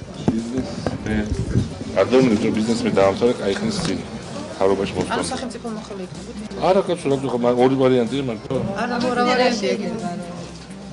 მაგალითად, გოგოს ვიარში. რატომ მოიხადა ბოდიში? მე სუსტად დავახასიათე ის მდგომარეობა, რომელშიც არის დღეს ოპოზიცია, ანუ რომელიც არის უსუსური და უნიათი და ამაში ბოდიშის მოხდეს აუცილებლობას ვერ ვხედავ ვერანაირს და ეს არის პოლიტიკური კლოუნადა უბრალოდ. შეუძლებელია არც ორ კვირაში ჩემს საქმეებში ზაგრამი დოკუმენტიზება მათ მიერ არც ორ კვირაში არც 200,000 წელში ასე დოკუმენტები არ შეიძლება არსებობდეს. მაგაზე შეგვიძლია როგორ ახალ კარგად აიყო. სპილო ვიყიდეო, ისეთი კაი სპილო, ეროზმისო, რაღაც საერთოდ ხელისო. მანქანას გადაამეორე როგორც საჭიროა, ბავშვებს უბისო, დიდ ბაბუზებსო. და ფანტასტიკს ეცხოს აუ მომწია ის თუ მეცნიერო. მაშას ეს არის კახა ბენდუქიძე, ეს იყო უпростоრეთ კახა ბენდუქიძე საქართველოს ხელისუფლებაში. მას უკვე ალბათ დღეიდან ან ორშაბათიდან მოუწევს რომ დატოვოს საკუთარი კაბინეტი. ბატონო კახა, ძალიან დიდი მადლობა გადაცემაში მოსვლისთვის. როდესაც მეკითხებიან ხოლმე თქვენი საყვარელი რესპონდენტი ვინ არისო, ერთ-ერთს ვასახელებ ხოლმე კახა ბენდუქიძეს, იმიტომ რომ ყოველთვის არის საინტერესო როგორც რესპონდენტი ვამბობ, თუმცა ძალიან დიდი აგრესია, ძალიან ბევრი სკანდალი და ძალიან ბევრი უკმაყოფილება კახა ბენდუქიძის მისამართით იყო მთელი ამ წლების განმავლობაში. მე არა, მე დღეს მომიწევს ძალიან ბევრი იმ შეკითხვის დასმა, რომელიც კახა ბენდუქიძის მისამართით გაისმოდა, არსებობდა, აგრესიას ამბობთ, რატომ ჩემზეც ასე ამბობენ, ხო, აგრესიულიო. კარგით, მოდით მაყურებელს მივანდოთ, ვინ უფრო მეტად არის აგრესიული, მე თუ კახა ბენდუქიძე, მათი აზრით. მე კი დავიწყებ თქვენთან საუბარს, რატომ მოხსნეს და რა იყო ამის მიზეზი. გაჩნდა რამდენიმე ვერსია, ეს იყო ნიკა გილაურის პირადი ანგარიშწორება, რომლის მისამართითაც ერთ დღეს თქვით, რომ ანდებილი ან სამსახურიდან გასაშვებიო. ეს იყო შიდა დაპირისპირება ხელისუფლების, მე შეგახსენებთ კიდევ ერთხელ, რომ ლაშა ჟვანია დანიშნეს თუ არა ეკონომიკის მინისტრად, მან მაშინვე თქვა, რომ მას არ აინტერესებდა ეკონომიკის დამაბრკოლებელი პირი, თუნდაც მისი სახელი კახა ბენდუქიძე ყოფილიყო, თუ შესაძლებელია ხელისუფლებას სურს გაუშვას არაპოპულარული სახეები და უფრო შედარებით დადებითებით ჩაანაცვლოს იგი. რა სიტყვით თქვენ? ჯერ ერთი მე არ ვარ დარწმუნებული, რომ ეს აი ბოლო თქვენი ჰიპოთეზა საერთოდ სწორია. რა? პოპულარული სახეების და არაპოპულარული სახეების გაშულა ზემოდან. თქვენ თქვით, რომ თვლით, რომ პოპულარული იყავი? არა, მე ვთქვი უბრალოდ, რომ ჩემი ხელისუფლების მუშაობის შესახებ ალბათ აი სადღაც თავისუფლების მოედნიდან სააკაძის მოედნამდე არის ძირითადად ცნობილი, ახლა არ ამგონია, რომ მე მასობრივად ცნობილი ვიყო, რომ ჩახვიდეთ სადმე სიგნალში ან ხაშურში ან წალენჯიხეში არ ამგონია, რომ ადამიანი დამიჯერეთ თქვენ ხართ სკანდალურად ცნობილი კახა ბენდუქიძე, მოდით ამაზე ნოვიდავებთ. არა, რა ნოვიდავებთ, რა ტყუილი იმაზე რატომ უნდა ვიდაო? რაზე მედავებით, რომ არ ხართ ცნობილი? არა, ნუ როგორ ვარ ცნობილი, მინდა გითხრათ, რომ ამას ისინი ერთმა კაცმა, რომელსაც ნუ საკმაოდ რაღაც სახელმწიფო სამსახურში მუშაობთ, გამაჩერა და მეუბნება, რომ ბატონო კახაო, თქვენ ხო ვიცე-პრემიერი ხართ. ხო, ადამიანს ეს შეიძლება ეს თბილისში ხდება, ხო, აეროპორტში. ну ესე იგი ეს ну დამერწმუნეთ რომ საქართველოში რამე რომ შეგეშალოს მსგავსი დიდი შეცდომა არ არის იმიტომ რომ მინისტრი ერთ დღეს განათლების მინისტრია მეორე დღეს გენერალური პროკურორი უკაცრავად ამაზე მოვიდა ეგეთი მინისტრი არ ყოლია რომ ერთ დღეს იყო განათლების მინისტრი მე გენპროკურორის მოადგილე ხომ გახდა მე განათლების მინისტრი კარგი რაზე ვდაობთ მე სხვა დავი იმაზე რომ მე არ მიყვარს უბრალოდ ტყუილებს ლაპარაკობენ მე არ ვსაუბრობ ან როდესაც ასე ვთქვათ დაუსაბუთებელი არგუმენტები საღდება ასე ვთქვათ ცნობილ ფაქტად მაგრამ თქვენ ხო ამაზე არ იყო რატო გამიშვის მე ანუ ეს უნდა გითხოთ ბატონ ნიკას იმიტომ რომ ბატონ ნიკა უნდა იმუშაოს კონკრეტულად კანცლერის ხელმძღვანელთან ყოველდღიურ რეჟიმში ფაქტურად და როგორც მინიმუმ სამჯერ კვირაში ალბათ და ამიტომ მას უნდა გითხოთ როგორი კანცლერის ხელმძღვანელი იყო რომ მისთვის მოსახერხებლად მე გეკითხებით თქვენი აზრით იყო თუ არა ეს პირადი ანგარიშწორება ბატონო მე დარწმუნებული ვარ რომ ქვეყნის პრემიერ-მინისტრი არ შეიძლება და არ ხელმძღვანელებს არასდროს რაღაც პირადი ძველი უკვე რომელიც დავიწყებას მიცემული იქნა თუ არა თქვენი არქივი რაღაც ასეთი ფაქტებით. მე დარწმუნებული ვარ ამაში აბსოლუტურად. ბატონო კახა, მე usmedi თქვენს ინტერვიუს გუშინ რამდენიმე არხზე გაკეთებულს და თქვენ გააკეთეთ ასეთი განცხადება, რომ იყვნენ ადამიანები, ვისაც გაეხარდებოდათ კახა ბენდუქიძის წასვლა მთავრობიდან, ასე გავიგეთ, რომ იყვნენ ასეთი ადამიანები მთავრობაშიც. მთავრობაში ხა კაბინეტის შემადგენლობაში კი არა, ნუ ხელისუფლებაში ქართოგაგებით. ნუ როგორ გითხრათ, ეს პარლამენტში შეიძლება ყოფილიყო და აღმასრულებელ ხელისუფლებაში შეიძლება ყოფილიყო ასეთი ადამიანი და მათ შორის კანცელარიაში შეიძლება ყოფილიყო ასეთი ხალხი. ხომ ვერ დაგვისახელებთ, ვის არ აწყობდა კახა ბენდუქიძის იყოფნა? არა შემთხვევაში არ დაგისახელებთ მაგას, ვინაიდან ასეთი ხალხი კიდევ ერთხელ გინორი ბევრი შეიძლება ყოფილიყო, ბევრი არ ნიშნავს ასობით ადამიანს, ლაპარაკია შეიძლება რამდენიმე ათეულ ადამიანზე, მაგრამ ბევრი მხრივ გასაკვირია შეიძლება ის ფაქტი, რატომ იყო ეს ხალხი. ასეთი ხალხი იყო იგივე ოპოზიციაშიც, ან ოპოზიციურ ექსპერტებშიც, ეგრეთ წოდებულ ოპოზიციურ ექსპერტებშიც, ცხადია. და ნუ რა არის ამაში გასაკვირი? და გაუწიეს ანგარიში ოპოზიციურ ექსპერტებს. ამბობენ რომ სააკაშვილის როდესაც ჰქონდა შეხვედრა ექსპერტებთან, მათ შორის იყვნენ სწორედ ოპოზიციური ექსპერტები და იგი მათ შეპირდა რომ კახა ბენდუქიძეს აუცილებლად გაუშვებდნენ სამსახურში. მაგას შეპირდა თქვენ ჭორით ახლა მე არ გიპასუხოთ ამაზე გაზახსენები იქნება. თქვენ არ იყავით იმ შეხვედრაზე? მე ეგრო სააკაშვილი მაგას დაპირებოდა ეს ოპოზიციური ეგრეთ წოდებული ვითომდა ექსპერტები, მაგას პირველად მაგას გააპიარებდნენ ახლა რაზეა ლაპარაკი. მათ უბრალოდ ის თქვეს მაშინ რომ ჩვენ ვილაპარაკეთ ამ საკითხზე და ეს უზარმაზარი პრობლემაა საქართველოს წიოდა. თუმცა ფაქტია რომ ამდენი წლის შემდეგ გადაწყდა რომ კახა ბენდუქიძე მიდის. სად მიდის კახა ბენდუქიძე? სად არ მიდის თქვენ ჯერი მაგრამ ჩემთვის ცხოვრობ თბილისში, ხალხო წავიდეს. პოლიტიკაში არის თუ არა შანსი რომ თქვენ გიხილოთ ოპოზიციაში? ოპოზიციაში მაჩვენეთ ის ძალა რომელიც ასევე ზრუნავს ქვეყანაზე როგორც დღევანდელი ხელისუფლება და მაშინ ვიფიქრებ რა. თქვენ ფიქრობთ რომ დღევანდელი ხელისუფლება ზრუნავს ქვეყანაზე ოპოზიციაში არა? რა არის ის რომ ოპოზიციაში ალბათ არის ხალხი და ბევრი მათგანი მე დარწმუნებული ვარ ჭეშმარიტი პატრიოტია და უნდა ქვეყნის სიკეთე, მაგრამ ნუ მაგალითად ნოდარ ნათაძე. რომელსაც მე ძალიან დიდ პატრიოტს ვცემ, მაგრამ აბსოლუტურად არ ვეთანხმები არანაირ მის შეფასებებში თუ რა ხდება ქვეყანაში და როგორ არის, მაგრამ ხა ალბათ არ ამგონია რომ ვიღაცას ნოდარ ნათაძის საქართველოს სიყვარულში ეჭვი შეეპაროს, ხო? შესაძლებელია თუ არა გიხილოთ ოპოზიციაში, მე გავიმეორებ ჩემ შეკითხვას. ვის ოპოზიციაში? ვის მიმართ ოპოზიციაში? ხელისუფლების ბატონო კახა უკაცრავად. საქართველოს პრემიერ-მინისტრი, რომელიც ჯვანიას გარდაცვალების სიკვდილის დღიდან 2007 წლის ნოემბრის პირველ რიცხვებამდე იჯდა ამ პოსტზე, წავიდა შემდეგ და აკეთებს განცხადებებს ოპოზიციიდან, რომ ხელისუფლების რეკეტისგან უნდა განთავისუფლდესო ბიზნესი და ეკონომიკაო და რატომ გიყვით ამ კითხვას რომ გისვათ? ნოღაიდელი თუ კი აღმოჩნდა ოპოზიციაში, რატომ არ შეიძლება? ნოღაიდელი ხო ჩემი გვარი ბენდუქიძეა. არა, რატომ გიყვირთ უბრალოდ მე? არა, მიყვირს კი არა, მიყვირს დაჟინება, რომელთაც თქვენ ამას მეკითხებით. გითხარით არამეთქი და სამჯერ გაიმეორეთ იგივე კითხვა. ანუ რაღაც მოლოდინი გაქვთ ალბათ, რომ უნდა წავიდე ოპოზიციაში. არა, მე გისვამთ კითხვას. თუ გონიათ რომ რეიტინგს აწევს გადაცემის არ ვიცი. გადაცემის რეიტინგის აწევა ნამდვილად არ არის საჭირო და მე თანხმეთ გადაცემას აქვს ძალიან კარგი. კიდეს მიწვდა? არა, ძალიან მაღალი რეიტინგი ბატონო კახა და ამაში ალბათ დავით. კიდე არ გადაწეხოს. არა, რატომ? კიდევ აიწევს გადაცემის რეიტინგი, ალბათ განსაკუთრებით მას შემდეგ, რაც თქვენ ასეთი ტონით ესაუბრებით ჟურნალისტს. გააგრძელეთ, მე არ მაქვს ამაზე არანაირი პრეტენზია. მე მინდა ერთი კითხვა დაგისვათ, თქვენ იყავით ოპოზიციის მუდმივად თავდასხმის ობიექტი და ოპოზიციას განსაკუთრებით გაუხარდა კახა ბენდუქიძის წასვლა ხელისუფლებიდან. მინდა შემოგთავაზოთ მათი კომენტარები, რომელიც მათ გააკეთეს იმასთან დაკავშირებით, თუ რაში ადანაშაულებდნენ თქვათ ისინი ბენდუქიძეს და რატომ მიაჩნია ძალიან კარგი გადაწყვეტილება თქვენი თანამდებობიდან გაშოვა. თუ შეიძლება. მინდა გითხრათ ძალიან მიხარია მათი ესეთი გახარება. კარგით. ბენდუქიძე იყო იმ ეკონომიკური პოლიტიკის ერთ-ერთი ავტორი, რომლის შედეგადაც განიოდა საქართველოს ეროვნული სიმდიდრეები, აეროპორტები, პორტები, დაიწყო რკინიგზის პრივატიზაცია, იყო სურვილი მაგისტრალური გასცდენის პრივატიზაციისა, რის შედეგადაც საქართველოს ყველა სიმდიდრე ჩაიგდეს ხელში არაბებმა, რუსებმა და სხვა გაურკვეველი წარმოშობის ინვესტორებმა და ქართული ხალხი დღეს არაფრის მფლობელი არ არის. ის კურირებდა სახელმწიფო ქონების პრივატიზაციას, ყველა დიდი პრივატიზაცია გატარდა არაგამჭვირვალედ და არსებობს დღემდე ძალიან დიდი ეჭვები, რომ ძალიან დიდი საკომისიოები, მრავალ 100 მილიონიანი საკომისიოები იყო აქედან აკუმულირებული რაღაც გაურკვეველ ფონდებში და ამას ყველაფერს კურირებდა ბენდუქიძე. იგივე აეროპორტის თემა, ბათუმის პორტის თემა, საავიაციო ქარხნის თემა, რკინიგზის თემა, მაგისტრალური გასცდენების, ელექტროკომპანიების, ენერგოკომპანიების თემა. ეს ყველაფერი გაიყიდა კაპიკებში.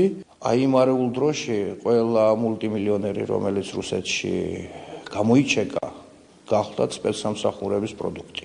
ეს არის რუსეთის სპეცსამსახურების მიერ შექმნილი გნებავთ გავლენის აგენტი, გნებავთ სხვაგვარი იარაღი, რომელიც ჩამოვიდა საქართველოში საგანგებო დავალებით მოეშალა ეკონომიკა და მშვენიერი ნიღაბი მოირგო ლიბერალიზმის და ამ ლიბერალიზმის ნიღბის ქვეშ რეალურად დაანგრია ეკონომიკის საფუძვლები საქართველოში. ბენდუკიძეს ქონდა ძალიან მჭიდრო ურთიერთობები საზოგადოებრივ პოლიტიკურ გაერთიანებებს აფუძნებდა იმ ადამიანებთან ერთად რუსეთში, როცა ის რუსეთში მოღვაწეობდა, რომლებიც გამორჩეულად ანტიქართული ქართულ მოძულე პოზიციით იყვნენ ყოველთვის ცნობილი.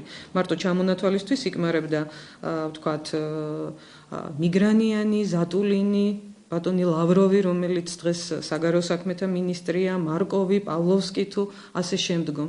მას ძალიან აქტიური და ახლო ურთიერთობა ჰქონდა თავისი ბიზნეს საქმიანობის დროს რუსეთის სპეცსამსახურებთან და მისი მრჩეველი ყოველთვის იყო გრუდენ ნებისმიერ ადგილას, სადაც კი მიდიოდა, ეს იქნებოდა გაერთიანებული მანქანათმშენებლობის ქარხნების ჯგუფი თუ ეს იქნებოდა ატომსტროი ექსპორტი. საქართველოში მისი საქმიანობა ყოველთვის იყო თქვენ შეგახსენებთ, რომ ის აქტიურად ლობირებდა მაგისტრალური გაზსადენის გაყიდვის საკითხს. აღარაფერს ვიტყვი, ვთქვათ, იგივე მადნეულში გენერალოვზე, რომელიც მასთან ძალიან დაახლოებული ადამიანია და შესაბამისად მისი ინტერესები აქტიურად არის აქ ჩადებული, ენერგოპრო ასევე ბადაღებული თემა გახლდათ საქართველოში. მთელი ქართული ენერგეტიკა გაყიდა ბენდუკიძემ. მთელი ქართული ინფრასტრუქტურა გაყიდა ბენდუკიძემ. ბოლო აკორდი მის მოღვაწეობაში იყო ენგურგესის გაყიდვა და რაც ყველაზე მთავარია და საოცარი ვითომზდა ამ ხელისუფლებისგან არის ის, რომ მან ყველაფერი ეს გადასცა რუსეთს.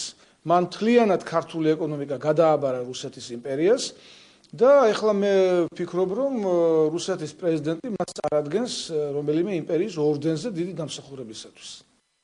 ბატონო კახა, მე აღარ გავმეორდები, თქვენ მოისმინეთ ის ბრალდებები, რომელიც თქვენი მისამართით ჰქონდა ოპოზიციას და უკვე კონკრეტულ ინტერესებზე ცალ-ცალკე აღარ დავსვავ კითხვას. რა პასუხი აქვს კახა ბენდუკიძეს ამ ბრალდებებს? მე ძალიან მოხარული ვარ, რომ ოპოზიცია ჩემს მიმართ კრიტიკულია და მას უხარია ჩემი წასვლა, ჩემი თანამდებობიდან, იმიტომ რომ ჩემი აზრით ოპოზიციას რომ ჩემი წასვლა წენოდა, ეს იქნებოდა ჩემთვის კატასტროფა. რატომ? ოპოზიცია არის ის, რაც სხვა შეხედულება აქვს ვიდრე ხელისუფლებას, ხო? ანუ შესაბამისად მათ არ უნდა მოსწონდეს რაც საკეთებს ხელისუფლება და უნდა მოსწონდეს ის, რასაც სხვა რაღაცას თვითონ იძახიან.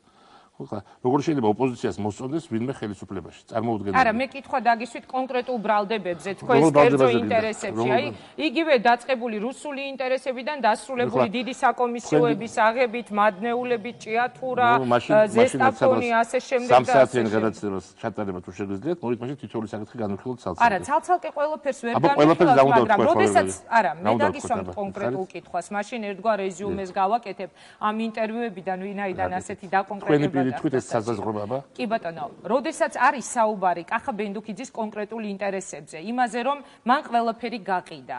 თქვენი ცნობილი გამონათქვამი რომ ყველაფერი იყიდება სინდისის გარდა. როდესაც არის საუბარი რომ კახა ბენდუკიძეს ჰქონდა თავისი რაღაც ძალიან დიდი ბიზნესი ინტერესები და კახა კუკავა საუბრობდა თუ არ ცდები რომ კუკავა უსიძისო კაცია ხო, რაზე უნდა ვილაპარაკოთ? კუკავა ერთხელ რაღაც სემინარზე ვიყავი და ესე ვქვია ბორჯომში და ბაკურიანში და ბაკურიანი თბილისიდან ჩამოვით მანქანი, ჩემი მანქანი. თქვენ და კუკავა? ხო, მე და კუკავა და მთელი გზა საუბრობდით და ისეთი ძალიან ესეთი ადამიანური საუბარი ხონდა, რაღაც მეკითხებოდა კონკრეტულ საკითხებს, რაღაც ფასიან ხალხებზე ამაზე და ჩვენ მე პასუხობდი, აი რატო არ შეიძლება საკითხი რატო შეიძლება და მე თუმცა 2 საათ ნახევარი გაგრძელდა, ღამე იყო და მე როცა ჩამოვედი თბილისში, უთხარ რომ კახა მეთქი ხლა პარლამენტში რომ მოვამეთქი, ასევე დამელაპარაკებით მეთქი თუ გამლანძღავთ მეთქი და გაგლანძღავთ ხლა ჩვენ ოპოზიცია ვართ ხლა, კარგად დაგელაპარაკოთ როგორ შეიძლება ხლა. ასეთ განწყობილ ადამიანზე რა უნდა ვთქვა მე სხვა? არა, აქ განწყობებზე არ იყო საუბარი, აქ იყო თქვენს კონკრეტული ინტერესებზე თქვა. ხო და მე კიდე ვიძახე რომ კახა უკავა მაგალითად, რა ქვია, პარლამენტის გარდერობიდან იპარავდა ჯიბიდან ფულს. ხა მაგირო თქვა, ხა დამიჯერებს. კარგი, უარყოფ თქვენს კავშირს რუსული ინტერესებთან, თქვა იმ რუსული ინტერესები რას თქავს ჩემი კავშირი? არა, საუბარი იმაზე რომ საუბარი იმაზე რომ კახა ბენდუკიძემ ყველაფერი გადააბარა რუსეთს, როდესაც ისმის ასეთი. იყო აქ ჩამონათვალი, შეგვიძლია კიდევ ხელახლა გავიმეოროთ, ალბათონი ფიქრია. კონკრეტულად საუბრობდა თქვენს რუსულ კავშირებზე ძალიან დიდი ბოდიში. მაგას ცალკე ვიყავ, ჩამონათვალი ხონდა, მე მგონი შატბერაშულს, აბა გავიმეოროთ ჩამონათვალი. კი ბატონო. გავიმეოროთ. არ გეზარებათ ხელახლა. რატომ ეზარებათ? მაგ საიზღობის მოსწრება თქვენ თუ გიყვართ მეც მოვუსმენ ახლა. კი ბატონო, გავიმეოროთ თუ შეიძლება კახა ბენდუქიძისთვის კიდევ ერთხელ ინტერვიუები, რომელიც ჩვენმა კორესპონდენტმა მოიტანა. არა, ის აი რაჩავაბარი რუსეთს. კი ბატონო, იყო აქ საუბარი და ჩვენ კიდევ ერთხელ შემოგთავაზებთ ბატონო კახა იმ პრეტენზიებს, რაც ოპოზიციას აქვს თქვენს მიმართ. ჯერ რაჩავაბარი რუსებს მაგაზე უპასუხებ და მე როგორ ვთამაშობ რუსთან თუ ვიღაცას მაგაზე უპასუხებ. ცალ-ცალკე ერთხელ უპასუხეთ. ერთად არ შეიძლება, ორი სხვა საკითხია, კაცო. ერთი როგორ არ შეიძლება ერთხელ რომ დაირღვეს ეს თქვენი ცნობილი რაღაც დამოკიდებულებები, ასეთი ცინიკური და ადამიანს ცინიკური დამოკიდებულება ჩემი და თქვენ დამოკიდებულება არ არის ცინიკური, ის რას ლაპარაკობთ. ცინიკური, იმიტომ რომ ვიღაცა მატყუარები, წარუმატებელი ხალხი, პოლიტიკოსები არიან. ვინ არის ორველაშვილი პოლიტიკოსი თქვენ ჭირი მე? ორველაშვილი. ეხლა ვიღაცა ადამიანია, იმედი აქ ასეთი ხალხი აქ ამ ოთახში არ არის, მაგრამ ხა რომ გავიდეს დაუშვათ რუსთაველის გამზირზე დროშით ხელში და თქვას რომ მე წინააღმდეგო რაღაცა პოლიტიკოსი კი არ ხდება. პოლიტიკოსი კი არ ხდება. თქვენ უარყოფთ პოლიტიკოსი რაღაც შეხედულები უნდა ქონდეს. თქვენ წინააღმდეგ ისინი ამბობდნენ. მე მხოლოდ ამ კითხვას გისვა. ხადია. გავიმეოროთ კიდე? თუ ამ ერთ სიტყვაში ჩავატიოთ თქვენი პასუხი. თქვენ მიყავთ ეს გადაცემა, თუ მოგწონთ გაიმეორეთ თუ არა, თქვენი დაჟინებული მოთხოვნა კი როგორიც იყო, იმის შემიძლია რომ. ჩემი დაჟინებული მოთხოვნა იყო სხვა. გაიმეორეთ კონკრეტული ჩამონათვალი და გავიაროთ მთელი ჩამონათვალი მეტი. არა, მთელ 3 საათს ვერ დაუთმობ, თუმცა ნამდვილად გავიმეორებ, თუ არის საშუალება კიდევ ერთხელ რომ მოვისმინოთ ის ბრალდებები, რომელიც ოპოზიციისგან. გითხარით, ცალ-ცალკე გავიმეორეთ. სამი ტიპის ბრალდება იყო, გავიმეორებ მაშინ, მე გავიმეორებ. პირველი ბრალდება იყო, რომ ბენდუქიძე იღებს ქრთამს, უზარმაზარ საკომისიოებს, რომელიც რაღაც ფონდებში აკუმულირდებოდაო, ეს მობოდა ერთმა მათგანმა. მეორე იყო რომ ბენდუქიძემ ყველაფერი გადააბარა რუსეთს და მესამე იყო რომ ბენდუქიძე არის ასე თუ ისე შტატიანი თანამშრომელი თუ უშტატო თანამშრომელი არ ვიცი ეს ხალბად ფიქრეთში ხალხს უნდა ვკითხოთ რუსეთის დაზვერვის. ხო, სამი ძირითადი ბრალდება იყო. ხო? დიახ. ყველაფერი ეს არის ტყუილი ხა. კარგი. კიდე რა უნდა მეთქვა? ეხლა წარმოუდგენელი იქნებოდა მე ეს ყველაფერი რომ სიმართლე ყოფილიყო რომ მეთქვა რომ სიმართლე მეთქვა. თვითონ უცნაურია, რატო არის საქართველოში, რატო იქნება ერთ-ერთი საკუთრე ჟურნალისტი ადამიანი, რომელიც ასე უცნაურად წარმართავს გადაცემას. არ ვიცი, თქვენ შეგეძლოთ არ მოსულიყავით. არა, მოვალ ეხლა სხვა უკეთეს, ნუ სხვა არ ყავს სიტყვა და იმიტომ. რას ბრძანებთ ბატონო კახა, ეს არის ჟურნალისტის შეურაცხყოფა, თუმცა მე ეს არანაირად არ მაკნინებს აქვე ვაფიქსირებ, ეს თქვენი აზრია და ამ აზრის მიუხედავად თქვენ სიამოვნებით დამთანხმდით, რომ მობრძანებულიყავით ჩემ გადაცემაში სტუმრად. პირადად თქვენს მიმართ ასე ვთქვათ, ნორმალურად ვერ განსხვავებული. ნუ ეს ხელისუფლების უკვე ცნობილი ტონია, მე არ მიკვეს ნამდვილად ეს ტონი ძალიან დიდი ხანია ჩვენ გვესმის ჟურნალისტებს. კარგით, მე სტილის მიხედვით ისევ გავაგზავნებ ეს შეკითხვას. კახა ბენდუქიძის ცნობილი რეფორმები. ძალიან ხშირად მე მომისმენია იგივე ოპოზიციის მხრიდან, რომელსაც თქვენ იდიოტების გუნდს უწოდებთ, რომ კახა ბენდუქიძე მიიღო ძალიან ბევრი ქვეყნისთვის ძალიან წამგებიანი გადაწყვეტილება. მაგალითისთვის თუნდაც აი ხა უცბად გამახსენდა ანტიმონოპოლიური სამსახური, რომლის უკანაც ასევე თქვენს ინტერესებზე იყო საუბარი, რომ ამით კახა ბენდუქიძემ შექმნა მონოპოლისტები და ის მაგალითად თუნდაც ერთ-ერთი მაგალითი, რომელიც მე ადრე იყო ამაზე საუბარი და ჩემი ყურით მოვისმინე, გნებავთ იგივე PSP-ს და ავერსის თემა. როდესაც გაუქმდა, არა, ერთი წუთით, მათქმევინათ. როდესაც გაუქმდა ანტიმონოპოლიური სამსახური, უკვე სრულიად შეუძლებელი გახდა ამ ბაზარზე ყველაფრის დარეგულირება. ანუ დიდი მონოპოლისტები გაჩნდნენ, საშუალო ბიზნესი პრაქტიკულად შანსი არის. იქამდე არ იყვნენ. მე გისვამთ ამ კითხვას. რატომ მაინტერესებს თქვენ რაღაცას რო იძახით აზრს ატან თუ არა მაინტერესებს. აზრს ვატან ბატონო. ანუ იქამდე არ იყო, ანუ იქამდე სანამ არ გაუქმდეს სამსახური მონოპოლისტები არ იყვნენ და მერე გაჩნდნენ. იყო თუ არა ეს ასე. იყო თუ არა ეს ასე. თქვენ ამას იძახით და აზრი ჩატანებული იყო თამაშიდან. გაუქმება თუნდაც სურსათის ხარისხის სამსახური. რა პროდუქტი შემოდის ქვეყანაში, რა გადის? ანუ ერთი წუთით.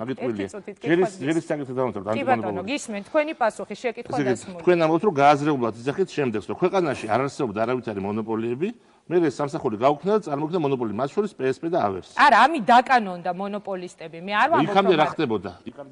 თქვენ იყავით აქ ჩამოსული ეკონომიკური რეფორმების. ხო ცხოვრობთ ამ ქვეყანაში, რა ხდებოდა იქამდე? თქვენ რომ ჩამოხვედით, მას შემდეგ ის რაც უნდა მომხდარიყო უკეთესობისკენ, წავიდა უარესობისკენ. ამაზე არის პრობლემა. ეგ ტყუილი. იგივე დავიწყოთ იგივე მონოპოლიების რატომ გაუქმეთ ანტიმონოპოლიური სამსახური, რომლის შექმნაც დღეს ისევ ძალაშია. ჩემს სისულელია, მაგის შექმნა მინდა გითხრათ პირდაპირ. და ნუ შეიძლება შეიქმნას ახლა ბევრი სისულელე კეთდება სოფლიოში, მათ შორის ეკონომიკურ სფეროში. რატო გაუქმდა? სამსახური ინფორმით საერთოდ უფუნქციო იყო, მინდა გითხრათ.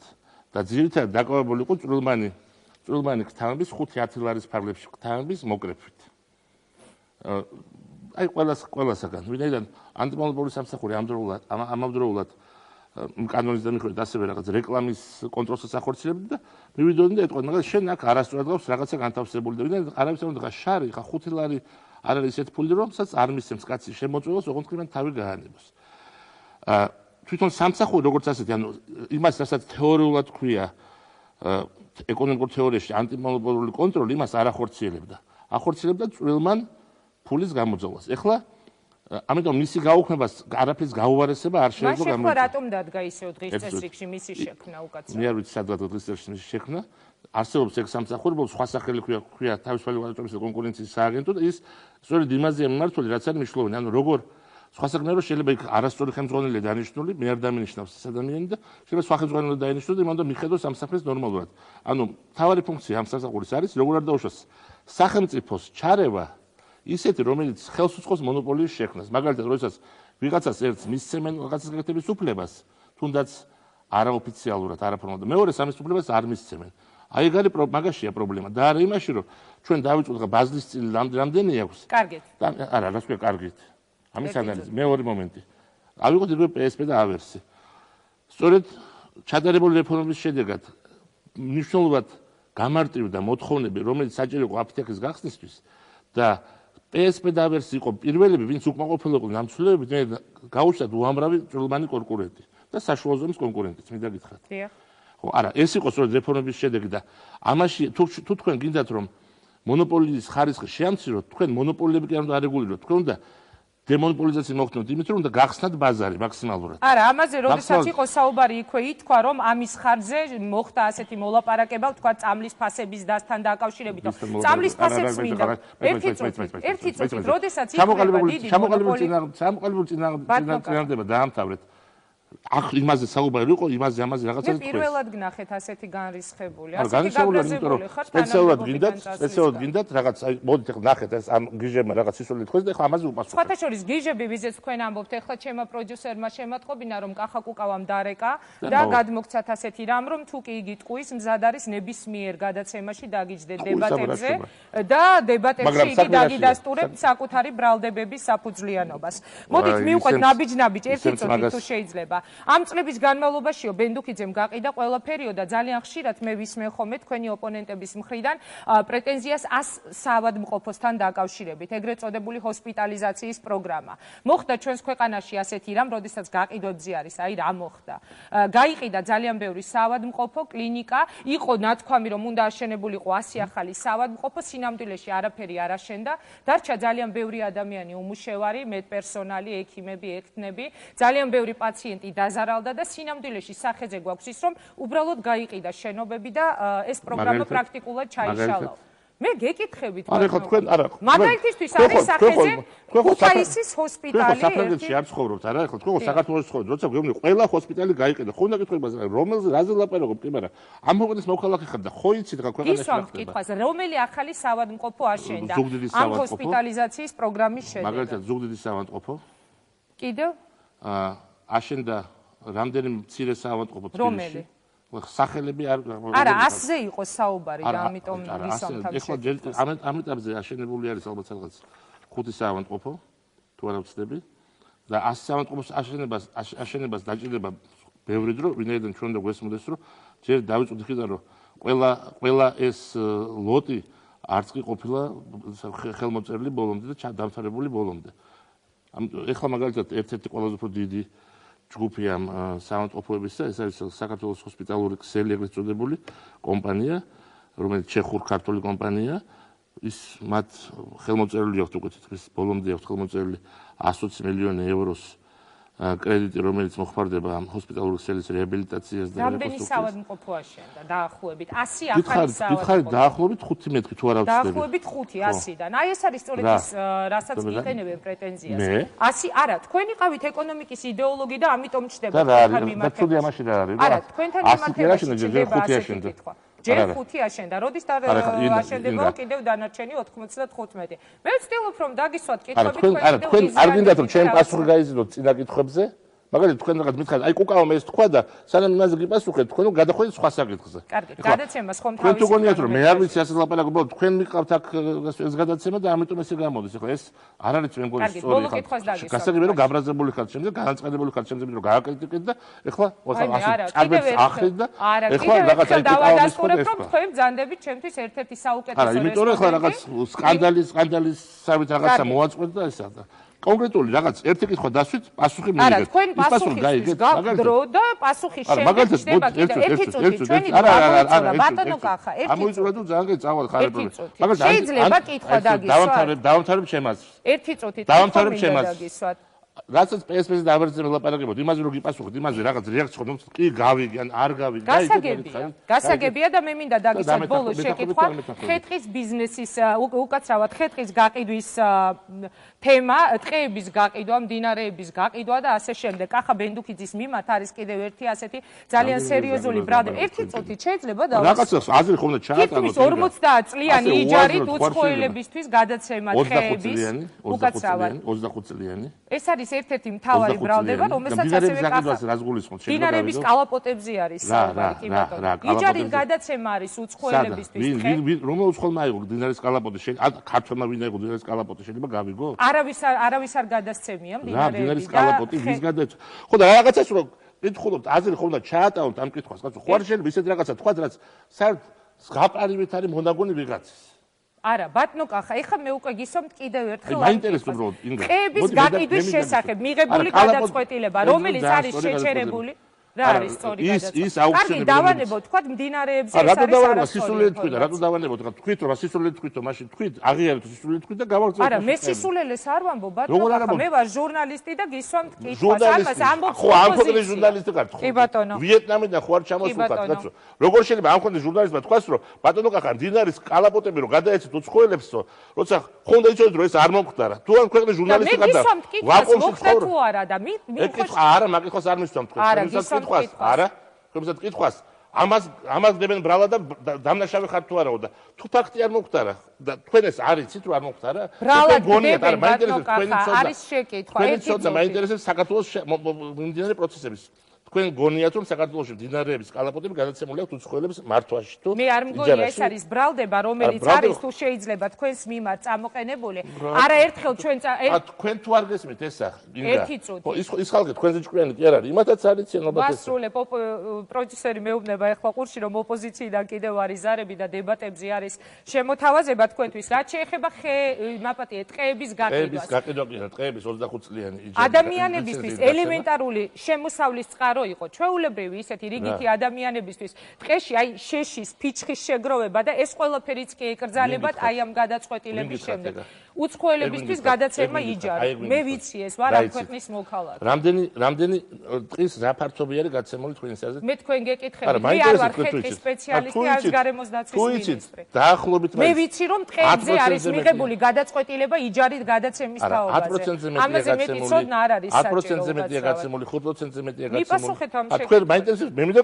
თქვენ პასუხოთ შეკითხვაზე მე არ ვიცი რამდენი არის ფართობი გადაცემული მაგრამ არა მე ვიცი რომ არის გადაცემული იჯარით მე რა ნაწილი ტყეების მაინტერესებს რა ნაწილი ტყეების არ გადაცემული იჯარით აი თქვენი პასუხი მაინტერესებს არ ვიცი ეს რა ნაწილი მაგრამ ვიცი რომ არის მიღებული გადაწყვეტილება ტყეების იმიტომ რომ მე ვარ ჟურნალისტი არ გაინტერესებს არა ფეხებზე კიდია და არ გაინტერესებს ეს პოლიტიკა არ არის ეს არის იმიტომ ეკონომიკა არ გაინტერესებს და პოლიტიკა როგორ ინტეგრირებული იყოს მაშინ შეიძლება გეცოდოთ ვინს რა უთხრა კარგით ეს იყო კახა ბენდუქიძე აი ასეთი არის მისი პასუხი ყველაფერზე რაზე პასუხი რაზე დასმულ შეკითხვა არ დაგისვამთ თქვენ არ გაგიციათ პასუხი მე გავცემ ყველა შეკითხვას რომელსაც თქვენ დასვამთ მოусმენთ და მე შეხოთ ჩემთან დისკუსიაში მაგრამ დამისვათ შეკითხვა აი ამას გაბრალებენ რა სიტყვით დამნაშავე ხართ არ ხართ არის ძახით არაბას ამას შეკითხი ამას გაბრალებენ ეგ არის არასწორი სხვათა შორის ძალიან ხშირად ამბობენ ხოლმე რომ კახა ბენდუქიძის გაშვებაო ამ დღეებში მე მოვისმინე ხელისუფლებისგან ისა კულუარებიდან უკავშირდება იმასაც რომ შესაძლებელია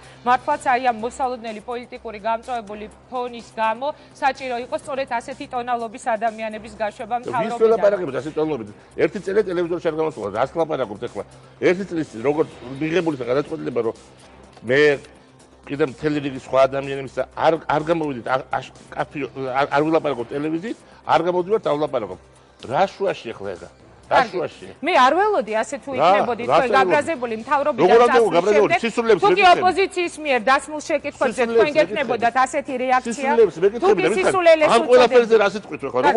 თუ კი სისულელეს უწოდებით რომ საქართველოში იქნა მიღებული ტყეების თაობაზე გადაწყვეტილება იგივე ანტიმონოპოლიურ სამსახურზე იგივე სურსათის სამსახურზე ყველაფერი იყო სწორი ეგ ყველაფერი იყო სწორი კარგით ეს იყო კახა ბენდუხიძე და დღევანდელი პოლიტიკური კვირა მე უნდა დავასრულო აი ასე ტონალობაში ძალიან დიდი მადლობა გადაცემაში სტუმრობისთვის სკანდალი მოვაწყოთ ახლა მე არაფერი სკანდალი არ მომიწია თქვენ არ ხართ ცარიელი ადგილი თქვენ ხართ კახა ბენდუხიძე აი ასეთი იყო პოლიტიკური კვირა მე მინდა დაგემშვიდობოთ ზუსტად ერთი კვირით მე ნამდვილად არ გამკვირვებია ეს ტონალობა იმიტომ რომ წლების განმავლობაში მე ამ ტონალობას ნაჩვევი ვიყავი არა მარტო კახა ბენდუხიძისგან ნახვამდის მომავალ შეხვედრამდე